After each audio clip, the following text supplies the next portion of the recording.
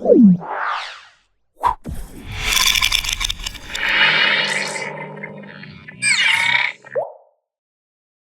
Views, welcome back to our channel. ఈరోజు మనతో ఉన్నారు డాక్టర్ శ్రీ ఆచార్య అనంతకృష్ణ స్వామి గారు. గురుగారితో మాట్లాడదాం. నమస్కారం గురుగారు. నమస్కారం అండి. గురుగారు ఎలా ఉన్నారు? బ్రహ్మాండంగా. గురుగారు, విశ్వం యొక్క అనుసంధానాలను ప్రకటించి చాలామందికి మీరు మనీ పరంగా అయి ఉండొచ్చు, హెల్త్ అయి ఉండొచ్చు, బిజినెస్ అయి ఉండొచ్చు, అన్ని విషయాల్లోనూ వాళ్ళకి మీరు సహాయం చేయడం జరుగుతుంది. కానీ ఒక సరైన శిష్యుడికి ఉండాల్సిన గుణాలు ఏంటి? విశ్వంకి సంబంధించిన విషయాలు నేర్చుకోవాలి అంటే సరైన శిష్యుడు అంటే ఏదైనా సబ్జెక్ట్ నేర్చుకునే వాళ్ళు ఎవరైనా సరే ఒక స్టూడెంట్ దాని పట్ల శ్రద్ధ ఒకటి ఉండాలి, రెండు జిజ్ఞాస ఉండాలి, మూడోది ఏంటంటే దాన్ని నేర్చుకోవాలనే ఒక కసి ఉండాలి. అప్పుడు ఎలా ఉంటుందంటే మనము ఒక సబ్జెక్ట్ చెప్పినాము, ఆ సబ్జెక్ట్ని మనం పరిశీలించకుండా పరిశోధించకుండా ఇది ఉంది లేదని మనం రీసెర్చ్ చేయలేము.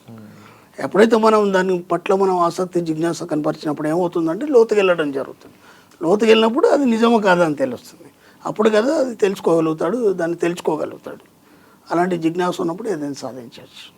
ముఖ్యంగా అంటే విశ్వానికి సంబంధించిన విషయాలు తెలుసుకుంటూ ముందుకు వెళ్తున్న టైంలో ప్రతి ఒక్కరు కూడా నా లైఫ్లో ఈ ఒక విషయం కోసం నేను నేర్చుకుంటున్నాను ఈ సబ్జెక్ట్ని, ఇంకా క్లియర్గా చెప్పాలంటే నాకు ఇంత డబ్బు కావాలి, దానికోసం విశ్వానికి సంబంధించిన విషయాలు నేర్చుకుంటున్నాను అని అనుకుంటూ ఉంటారు. కానీ ఎక్కువ మంది ఆ అంశాన్ని ఫైనల్ ఏదైతే అవుట్పుట్ ఉంటుందో దాన్ని రీచ్ అవడంలో ఫెయిల్ అవుతుంటారు. ఎందుకు ఫెయిల్ అవుతుంటారు అంటే ఎక్కడ ఎలా ఉంటుందంటే అండి, అప్పుడు ఒక స్టూడెంట్ ఒక ఐఏఎస్ స్టడీ చేస్తున్నాడు ఏదైనా, ఇప్పుడు ఒక దాని మీద ఒక పిహెచ్డి స్టూడెంట్ ఉన్నాడు, అతనికి ఇంకేం పని ఉండదు, అది తప్ప ఇంకో వేరే పరిశోధనలు కానీ వేరే ఆలోచనలు కానీ ఉండవు. ఇక్కడ ఏమవుతుందంటే మనం ఈ డబ్బు అనే విషయానికి వచ్చేసరికి మనం విశ్వాన్ని జోడించి దీన్ని ముందుకు తీసుకెళ్తున్నాం. కాబట్టి ఫస్ట్ ఆఫ్ ఆల్ ఏంటంటే ఈ సబ్జెక్ట్ అనేది అందరికి కొత్తగా ఉంటుంది, ఇది అర్థం కాదు, తొందరగా అర్థం కాదు. దీన్ని కొద్దిగా మెల్లిమెల్లిగా అవగాహన చేసుకోవాల్సి వస్తుంది. దాంతోపాటు ఏమవుతుందంటే ఎన్నో అనుమానాలు వస్తాయి. అనుమానాలు వచ్చినప్పుడు తీర్చడానికి ఎవరు లేరు, ఒకటి. రెండు, ఇది మనకి ఎక్కడ ఎతికినా దొరకదు సబ్జెక్ట్. ఎందుకంటే నేనేం చేశానంటే దీన్ని మన యొక్క వేదానుగతంగా కొన్ని తీసుకొని కొన్ని పురాణాల నుంచి దాని నుంచి మన వాళ్ళు ఏం చెప్పారు, మన మైథాలజీ దాని నుంచి కొన్ని తీసుకొని దాన్ని ఒక పద్ధతిగా దాన్ని సమకూర్చడం జరిగింది. ఇక్కడ ఏమైంది, మనిషి స్టార్టింగ్లో కొద్దిగా మన వీడియోలు విన్న తర్వాత కానీ లేకపోతే ఈ సబ్జెక్ట్లోకి ఎంటర్ అయిన తర్వాత బాగానే ప్రయత్నం చేస్తాడు. కొంతవరకు అతని సమస్యలు తీరడం కానీ లేదంటే డబ్బు రావడం కానీ కొన్ని కోరికలు తీరడం అయిపోయిన తర్వాత ఆ సంతోషంలో మళ్ళీ సబ్జెక్ట్ కంటిన్యూ చేయాలనేది మర్చిపోతాడు.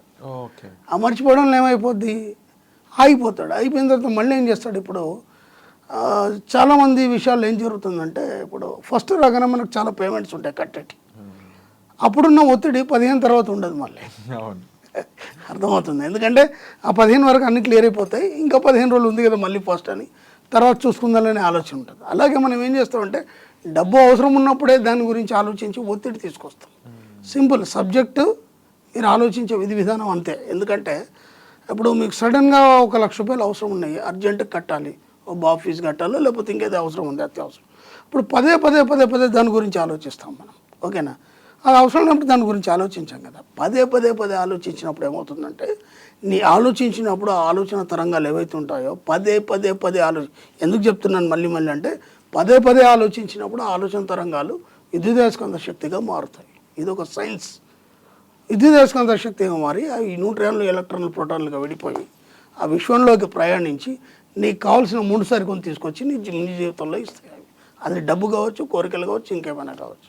కాబట్టి నువ్వు ఎప్పుడు దాన్ని ప్రయత్నం చేస్తున్నావు అంటే ఒత్తిడి ఎప్పుడైతే తీవ్రత ఎప్పుడైతుందో దేని మీద అయితే పెడతావు, అది డబ్బు కావచ్చు, నీకు కావాల్సిన ఏదైనా వస్తువు కావచ్చు, ఏదైనా కావచ్చు, అప్పుడు మాత్రమే సాధ్యమవుతుంది. ఎలా సాధ్యమవుతుంది? ఇప్పుడు చెప్పిన తీరుని బట్టి సాధ్యమవుతుంది. అందుకే అప్పుడే ప్రయత్నం చేస్తాడు, అప్పుడే సాధ్యమవుతుంది. మళ్ళీ అవసరం తీరిపోయింది కాబట్టి దాని వైపు ఆలోచించాడు కాబట్టి మళ్ళీ ఫెయిల్ అవ్వడం జరుగుతుంది. సో అవసరానికి తగ్గట్టుగా మనిషి ఆలోచనల విధానాలు వాటి మీద ఉండే సంకల్ప బలం కానీ దాన్ని దగ్గర చేస్తూ ఉంటాయి. తీవ్రత ఉండాలి, తీవ్రత ఉన్నప్పుడు ఏదైనా సాధించవచ్చు. బర్నింగ్ డిజైర్ అని అనొచ్చు అంట. ఎస్, బ్రహ్మాండంగా నచ్చుతుంది. వండర్ఫుల్ గురుగారు. సో అప్కమింగ్ క్లాసెస్ కానీ అంటే ఇంకా ఈ సబ్జెక్ట్ని మరింత ముందుకు తీసుకెళ్తూ మీరు నెక్స్ట్ క్లాస్ ఎప్పుడు పెట్టబోతున్నారు, ఎప్పుడు ఉండబోతున్నాయి, వాటి గురించి ఇన్ఫర్మేషన్ ఇస్తారు. ఓకేనండి. ఇప్పుడు మనకి ఈ 2024 అండి, మనకి 15th సెప్టెంబర్ వచ్చి మనకి రాజమండ్రిలో ఉంటుందండి.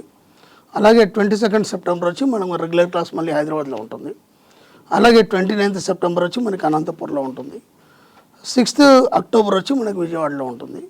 అలాగే 27th అక్టోబర్ వచ్చి మనకు బెంగళూరులో ఉంటుంది.